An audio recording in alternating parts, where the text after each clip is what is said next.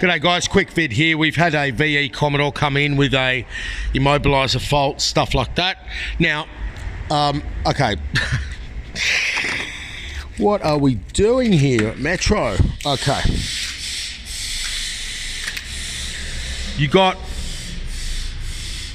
got shit all over the internet about these cars, and what you don't have on the internet, I don't think, is that there's a 175 amp fusible link in the connector in the wire that runs from there to this, to the alternator, and to this point here. Now this is the cable, so I'm going to sort of put it in its position.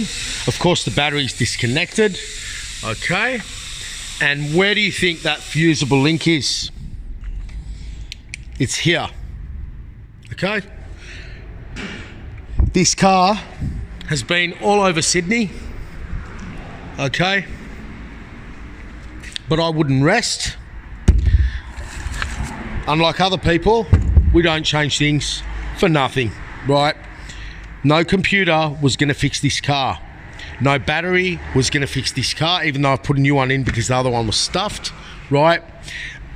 What this car needed was a fusible link. Now, in an emergency, what you do, you run a jumper cable, okay, which will not grip on tight enough, but from here, under here, so it doesn't go in the belts, and to here, okay, you run a jumper cable from here to here, and you can drive your car safely. Now, this is the one that was ruined by rats. And here's your fusible link. Okay, that's the alternator side, and that's the other side. I'm not going to go into codes, communication failures, reprogramming the key, which we attempted to do yesterday as we got a grip of what was going on here, but you will get a lot of different fault codes, and this car had an intermittent issue in the past. It would start, it wouldn't start, so you know, finally whatever was gnawing through it, it's just disgusting.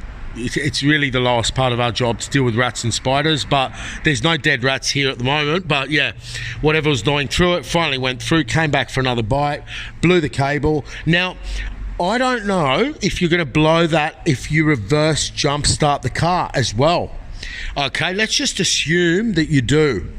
And there it is there, wrapped up in that little section there. And this runs along this front subframe, okay, with the narrower subframe. Not this one down here, this one down here, right? Yeah.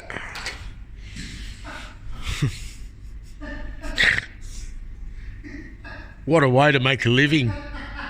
Where's the... Where? For this? I don't stop. But the issue is that we don't stop.